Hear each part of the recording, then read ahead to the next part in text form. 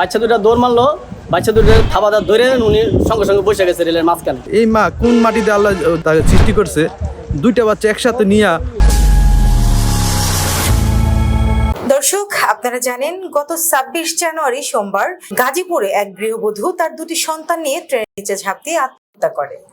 এই যে আত্মহত্যা, এটি কেন করলো এবং এর পেছনে কি রহস্য রয়েছে সেটি আমরা জানবো সোহেল মাহমুদ থেকে, এবং আপনাদের সাথে রয়েছে আমি স্নিগ্ধা আখি। জি সোহেল মাহমুদ, ধন্যবাদ আখি আপনাকে এবং আপনার মাধ্যমে নতুন সময়ের সকল দর্শককে। আমরা এই অনুষ্ঠানটি সম্প্রতি যে ঘটে যাওয়া আলোচিত ঘটনা সেটা নিয়ে করে থাকি। আজকে যে ঘটনাটি আমরা জানাবো সেটি হচ্ছে যে এই ঘটনাটি ঘটে গাজীপুরের কালীগঞ্জের দক্ষিণ সোম গ্রামের মোজাম্মেল হকের মেয়ে হায়েজা আক্তার মালা, যার বয়স ৩৪ বছর।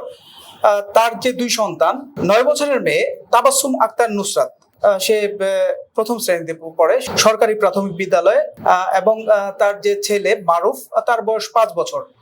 তো এই দুই সন্তানকে নিয়ে সে যে তাদের গ্রামের যে পাশের পুবাইল রেল ক্রসিং, সেটার ঠিক সামনেই এই ঘটনা সে ঘটায়।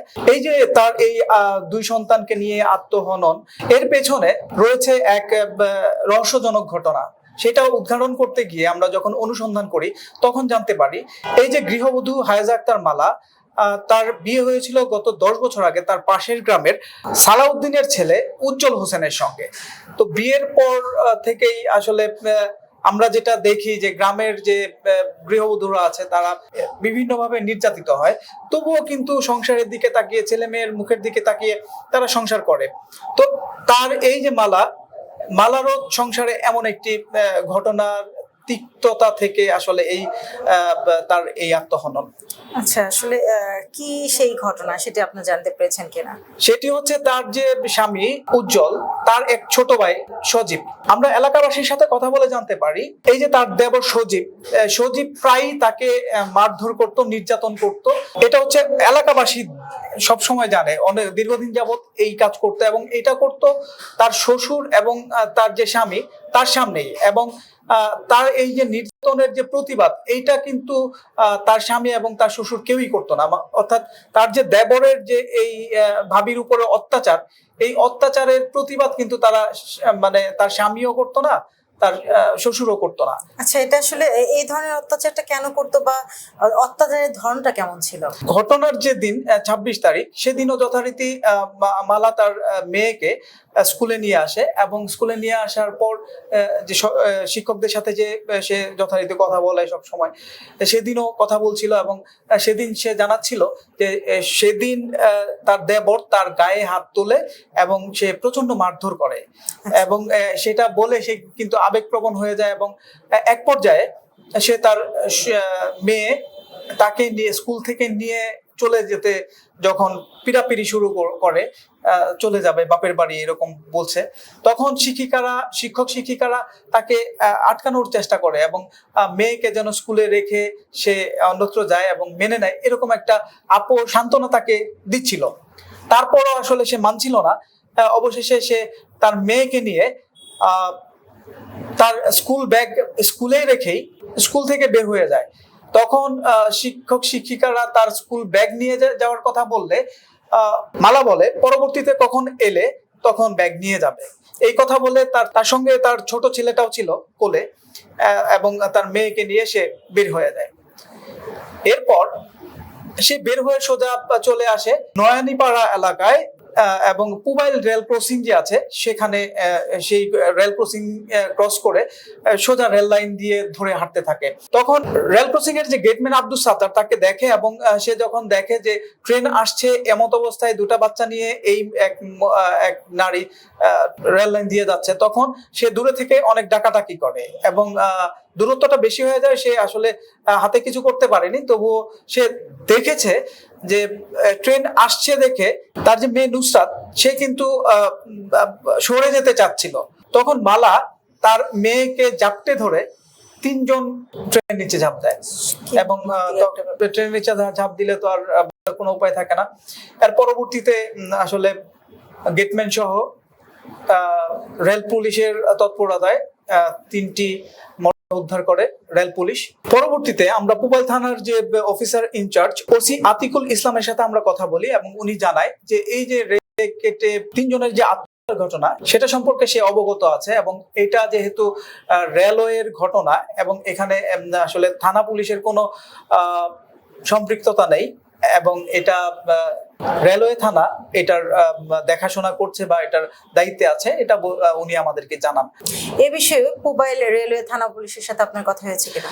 আমরা পরবর্তীতে পুবাইল রেলওয়ে থানার যে অফিসার ইনচার্জ সাইদ আহমেদ তার কাছ থেকে জানতে পারি এই যে 3 জনের দেহ তারা উদ্ধার করে এবং উদ্ধার করার পরে এই যে গৃহবধূ মালা তার শ্বশুর বাড়ির লোকজন এবং বাপের বাড়ির যারা অভিভাবক আছে তাদেরকে ডেকে তারা আসলে একটা সমঝোতা করে এবং ইতিমধ্যে তারা দেহগুলো তাদের কাছে হস্তান্তর করে। আচ্ছা, এই যে বিষয়টা, এটা সমঝোতা বলতে বুঝলাম না, এই বিষয়ে কি কোনো অভিযোগ মামলা দায়ের করেনি বা এই যে যে মালা মারা গেল তার পরিবার কি এই বিষয়ে অবগত ছিল না যে তার দেবর তাকে নিয়মিত নির্যাতন করে, তার মেয়ে ওকে জায়গায় নির্যাতনের শিকার হচ্ছে, একটা কিছু করা প্রয়োজন, এই বিষয়ে মালার পরিবারের সাথে কথা হয়েছে কিনা? এই যে গৃহবধূ মালা তার যে এই অবস্থা সম্পর্কে আমরা যখন জানতে পারি তার শ্বশুর বাড়ির পক্ষ থেকে তার উপরে যে দীর্ঘদিন যাবত এই যে নির্যাতন এবং তার যে মেয়ের স্কুলের শিক্ষক শিক্ষিকা তাদের সাথেও কথা বলে আমরা জানতে পারি।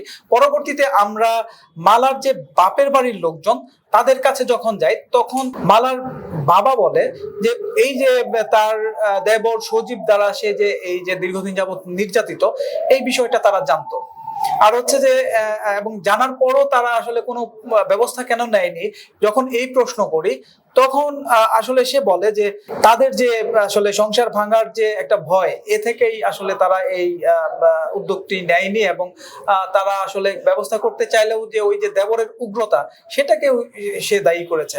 এরপর যখন মালা শ্বশুর বাড়িতে আমরা যাই এবং তার যে শ্বশুর এবং তার স্বামী তাদের ব্যাপারে যখন আমরা খোঁজ খবর করি তখন আমরা দেখতে পাই যে তার স্বামী ঘুমন্ত অবস্থায় এবং তার শ্বশুর জানায় সে নাকি তার এই যে সন্তান এবং স্ত্রী তাদের যে এই আত্মহনন এই খবর পেয়ে অজ্ঞান হয়ে ঘুমোচ্ছে এবং তার শ্বশুরকে যখন আমরা প্রশ্ন করি যে তার এই যে মালা বেগমের যে নির্যাতন এই সম্পর্কে সে কিন্তু আমাদের আসলে কিছু বলেনি এবং তার দেবর সজীব সম্পর্কে আমরা খোঁজ খবর যখন করি তখন হচ্ছে তারা কোনো হদিস দিতে পারেনি তার এবং সে কিন্তু তখন বাসায়ও ছিল না এবং আশেপাশের লোকজন থেকে আমরা জানতে পারি যে এই যে মালার 2 সন্তান সহ আত্মহনন এরপর সে আসলে এই দেবর সজীব সে আত্মগোপন করেছে এবং আমরা পরবর্তীতে তার মোবাইল নাম্বার নিয়ে যখন তাকে ফোন করি তখনও তাকে আমরা ফোনে পাইনি এবং তার ফোনটি ফরওয়ার্ড করা মানে হচ্ছে সে আসলে আত্মগোপন করেই আছে। জি, ধন্যবাদ সোহেল মাহমুদ। ধন্যবাদ দর্শক এতক্ষণ সময় আমাদের সাথে থাকার জন্য। এই যে ঘটনাটি আমরা জানলাম এটি কিন্তু আমরা মনে করি যে শুধু যে মালা ভুক্তভোগী ছিল বিষয়টি কিন্তু এমন না, তার সাথে কিন্তু সাফার করছিল তার সন্তানরা এবং মালা আত্মহত্যা কিন্তু তাদের সন্তানদের সহকারে নিয়ে মারা গেল। তার স্বামীর অসচেতনতা, তার শ্বশুরের অসচেতনতা এবং সব থেকে বড় যে দিকটা আমরা দেখছি সেটা কিন্তু তাদের পরিবার মানে মালার যে বাবার পক্ষ আছে তারাও কিন্তু আসলে এই বিষয়টাকে গুরুত্ব সহকারে দেখেনি। যদি তারা এটাকে গুরুত্ব সহকারে দেখতো সেই ক্ষেত্রে কিন্তু এইভাবে আজকে 3টি চলে যেত না। এবং সর্বশেষ আমরা যেটি জানতে পেরেছি এই বিষয়টি কিন্তু অলরেডি একরকম আপোষ মীমাংসাও হয়ে গেছে। তো আমার মনে হয় যে কখনোই সঠিক সমাধান হতে পারে না। জীবনে বেঁচে থাকাটা অনেক গুরুত্বপূর্ণ। কেউ যদি কখনো কোনো রকম মানসিক বা শারীরিক নির্যাতনের শিকার হন অবশ্যই আইনের আশ্রয় নেবেন এবং চেষ্টা করবেন সে জায়গা থেকে সরে যেতে, কিন্তু নিজের সন্তান সহকারে দুনিয়া থেকে চলে যাবেন এটা আসলে কোনো রকম সমাধান হতে পারে না। তো এই ছিল আজকের ঘটনা। তো আজকের মতো বিদায় নিচ্ছি, পরবর্তীতে আবার আমরা হাজির হব অন্য কোনো ঘটনা নিয়ে। ততক্ষণ পর্যন্ত ভালো থাকুন, সুস্থ থাকুন। আল্লাহ হাফেজ। আল্লাহ হাফেজ।